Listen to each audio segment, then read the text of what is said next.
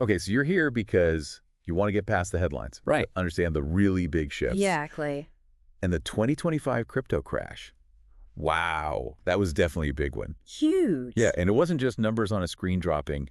Real people, real lives got caught up in it. That's the crucial part. So this deep dive, we're not just doing a minute by minute of the crash itself.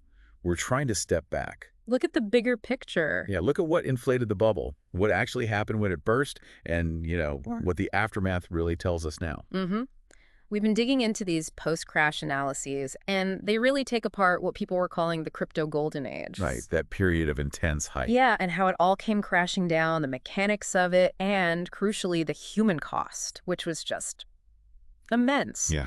And it leaves us with this big question. Was the whole thing flawed from the start, or was there, deliberate deception going on? That's what we want to unpack. Okay, let's start with that golden age then. Yeah. Looking back, the numbers are almost hard to fathom now. Right. Bitcoin hitting nearly $70,000. That was back in 2021. Seems like another lifetime, doesn't it? It really does. Yeah. And it wasn't just Bitcoin. You had these, meme coins, Dogecoin, suddenly making people fortunes seemingly overnight. Yeah, the FOMO was intense. Totally. There was this huge wave, this excitement, people like Elon Musk tweeting about it. Yeah. And just this general feeling that, this was the future. Finance was changing. Everybody wanted a piece. That really captures the atmosphere back then. But then you contrast that with 2025.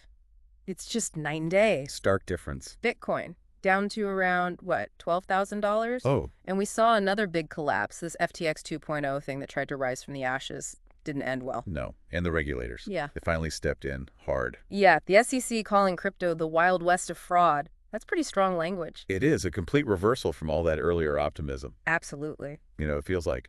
Looking back at the analysis now, there was a moment, a warning sign maybe, before the big 2025 crash. You're probably thinking of the 2022 crash.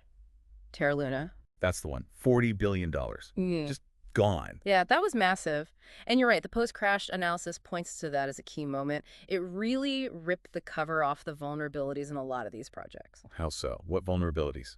Well, it showed how some of these supposed Web3 innovations were built on, let's be honest, incredibly shaky ground. Like a house of cards. Pretty much. Almost like Ponzi schemes, but dressed up in fancy tech jargon. And what's really worrying, looking back, is that even after major figures like Sam Bankman-Fried faced legal trouble, similar schemes kept popping up. So it wasn't just a few bad apples. It suggests something more systemic, yeah, not just isolated incidents. And the scale of it all. Yeah. When the final crash came. The analysis we looked at said something like over 80% of altcoins became ghost towns by 2025. That's right. Ghost towns, just abandoned projects, worthless tokens, a huge amount of value just wiped out. It really makes you wonder what that value was based on in the first place. It does. It really echoes what some critics like David Gerard were saying all along. He put it bluntly. What did he say? It wasn't a market. It was a mass hallucination. Wow. Mass hallucination. Yeah, meaning the value wasn't tied to, real utility or anything tangible. It was more about collective belief, the shared hype that just couldn't last. Okay, so if it wasn't really a solid market, how did they hook so many people? What was the playbook? The scam playbook, as some analysis calls it.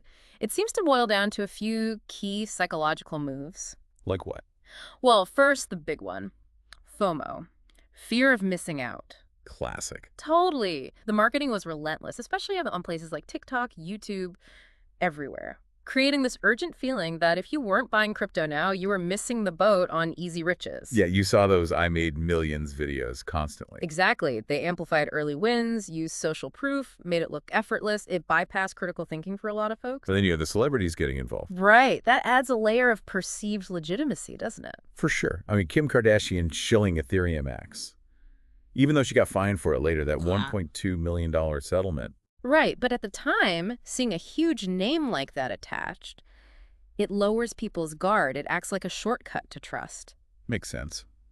What else was in the playbook? The jargon, the complex language. Oh, yeah. DeFi DAOs. Exactly. Terms like decentralized autonomous organizations. Sounds impressive, right? Yeah, very futuristic. But the analysis suggests it was often a smokescreen.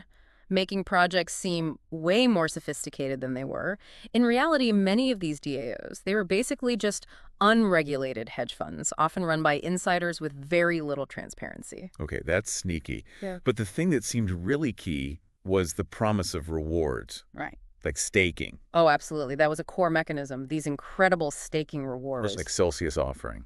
Yeah. What was it, 18%? Yeah, numbers like that. Yeah. Insanely high returns, which, of course, should have been a red flag. Too good to be true. And it was. It was. It was a key deceptive hook. You had whistleblowers like Molly White who just nailed it, she said. What was her take? It's Bernie Madoff with blockchain. They paid old investors with new money until the music stopped. Wow. Straight up Ponzi scheme analogy. Pretty much. Just using crypto instead of traditional finance. Pay the early people with money from the new people until the whole thing collapses when the new money dries up. It's easy to talk about billions lost, but the analysis really brings it home with individual stories. We have to remember the human cost here. Absolutely crucial. These aren't just numbers. Take Sarah, for instance, 28-year-old teacher. Yeah. Lost $50,000 in Luna 2.0. She'd bought into the whole financial freedom hype. Oh, man. And now... Now she's working extra jobs, trying to recover. It's heartbreaking. It really is. And there was another one, Mike. Yeah, Mike. Retired firefighter put his pension into FTX 2.0. Why there, after the first FTX collapsed? He thought, or was led to believe, Yeah. it was safer this time. Too big to fail, that kind of false security. Sure now. Now he's driving for Uber Eats to make ends meet. Oh. His retirement, gone. Just devastating. These stories really show the real-world impact. They do. And the scale of theft on top of the market crash... Chainalysis reported $14 billion stolen just through hacks in 2025 alone. $14 billion.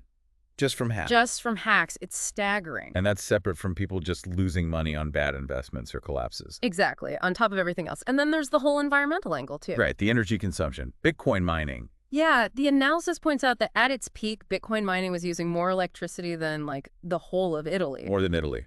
Which brings in that quote from Alice Eide, the climate activist. What did she say? Called it a dystopian trade, burning the planet for digital monopoly money. That's quite a perspective. Puts Yeah. another critical lens on it all. It really does. Forces you to consider not just the financial side, but the broader ethics, the environmental cost of how this technology was being pushed. Okay, so we've painted a pretty bleak picture. Financial ruin, scams, environmental costs. Is anything left? Did anything worthwhile survive the crash? Well, that's the big debate, isn't it? The defenders argue that the underlying technology, blockchain itself, still has real value. Okay, so what are the potential uses they point to? One area mentioned in the analysis is CBDCs, central bank digital currencies. Right, government's getting involved. Exactly, like China's digital yuan. The analysis notes it's processing something like 300 million transactions a day already. That's huge. But it's different from Bitcoin, right? Totally different. It's centralized, controlled by the government. It uses the idea of a digital ledger, but for efficiency and control within the existing financial system, not really for decentralization in the way crypto originally promised. Okay, what about DeFi? Decentralized finance. Anything legitimate left there after all the scams? The analysis suggests maybe some platforms survived.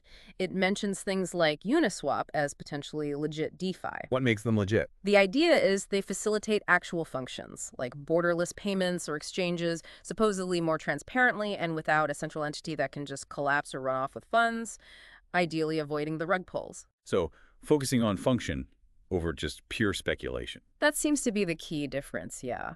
Less about hype, more about providing a specific, hopefully reliable service using the tech. Like, the decentralized exchange model itself might be more robust than centralized ones. And NFTs, weren't they mostly just like digital beanie babies? A lot of them were, yes, pure speculation. But the analysis mentions a shift towards NFTs 2.0. Meaning using the token concept for more practical things, like museums using them for authenticating artwork, a real-world problem solved using the tech's ability to verify uniqueness. Okay, so tracking ownership, proving authenticity. That sounds potentially useful. Right. These examples suggest the core blockchain idea might have legs in specific areas, security, verification, efficiency, separate from the speculative mania we saw. But there's still a lot of skepticism out there. Oh, definitely. You have economists like Nouriel Roubini who are just staving. What's his take? I remember he was always critical. His quote sums it up pretty well. Crypto's best use case was crime. The rest was marketing. Ouch. That's harsh. It is, but it reflects that deep concern about, the lack of real-world value for many projects and how much illicit activity the space enabled. And the regulators seem to agree, moving towards much tighter controls. Absolutely. That's a huge shift. The U.S. banning anonymous wallets, the EU bringing in KYC, know your customer for all trades. Yeah, that changes the game significantly. No more anonymity. Right. It signals a move away from that unregulated Wild West and towards treating crypto more like traditional finance with oversight and accountability. So wrapping this up, we've Yeah. gone through the crazy boom, the devastating bust, the playbook of potential scams, the very real human stories, and what might possibly be left. Yeah, it's clear it wasn't just a simple market cycle. The analyses point to fundamental problems and, yeah, likely some serious deception involved. Right. Our goal here was to give you more than just the quick headlines, to offer that deeper context. Lovely. So, considering everything, the money loss, the scams alleged, the regulatory clampdown, it really makes you wonder, doesn't it? Building on Rubini's point, maybe. What genuinely useful things can decentralized tech still do now that the crazy hype is gone and the rules are tightening? What might actually stick around and provide real value? That's the million-dollar question, isn't it? Or maybe the $12,000 question now. Yeah, definitely something for everyone listening to think about as we figure out what comes next after this whole upheaval.